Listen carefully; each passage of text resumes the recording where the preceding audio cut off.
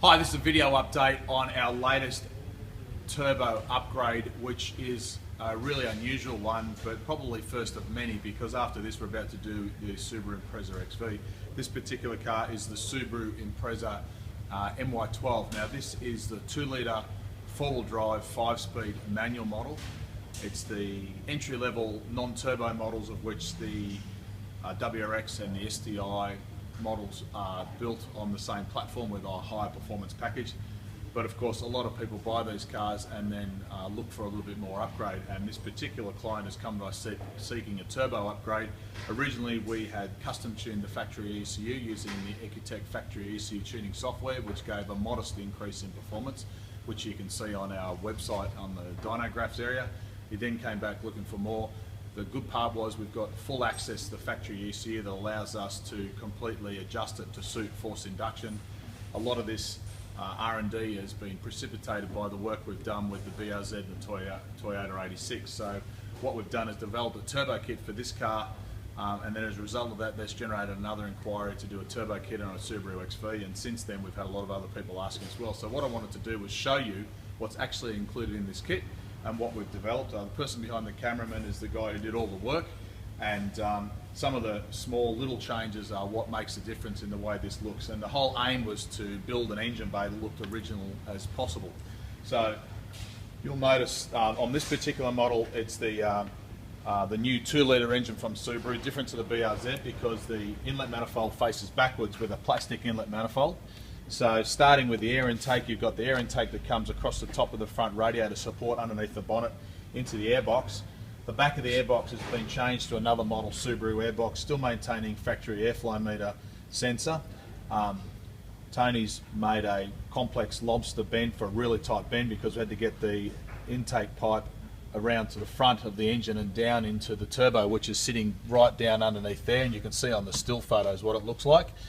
Then it comes out and around through the compressor of the turbo, through the side here with the silicon inlet pipes under pressure, through the front mount intercooler across, which is mounted in behind the original factory crash beam, so it's all road legal, up through the new steel pipe with, again, silicon joiners, and around behind the headlight. The only thing we had to do is put a smaller battery in to give us a little bit more room to fit the pipe work, and then around and into the inlet manifold. Now, some of the things that we had to also do was modify a return line back with a scavenge pump to take the oil out of the oil drain from the bottom of the turbo. So this is a return for the oil through a original factory oil filler point, which is a modified fitting.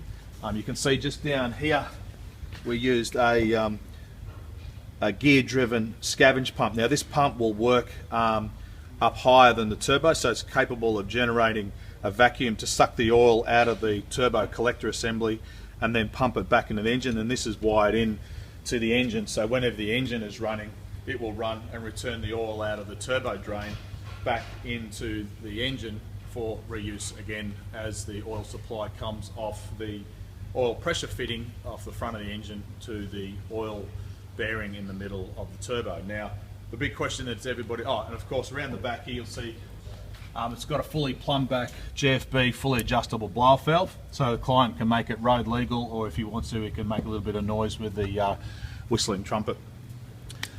And of course the question everybody wants to know, so from a modest point of view, these cars factory stand around 75 to 80 kilowatts on our Dynapack Dynapack hub dyno. With around only a small amount of boost, this car is now producing well over 160 kilowatts.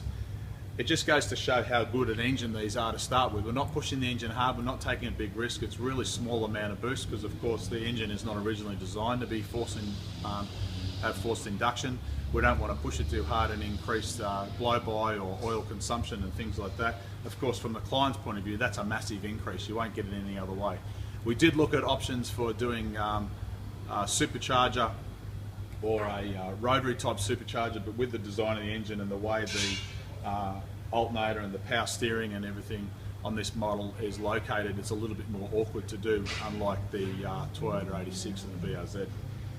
The great part is as we've developed this kit, we've gained more access to the factory ECU for more complex adjustments to the original ECU mapping through airflow meter scaling and load correction and things like that. So when you turn this car on and start it up, it actually just starts and runs like a factory standard car. Of course, you lift the bonnet, it looks really original. Look at it, look quite hard. When the front bar cover goes back on, you won't see any of the front mount intercooler. It'll be a real stealthy car to drive. So there you have it, a Impreza. You can do this somewhere else in the workshop. Is the Impreza XV that we're about to finish that kit on as well, which has got the CVT stop-start technology with the variable transmission in it. It'll be a very, very similar kit. If you want more information, go to our website. Of course, follow us on Facebook, YouTube, Instagram. Have a look at the links at the bottom of this video down under here.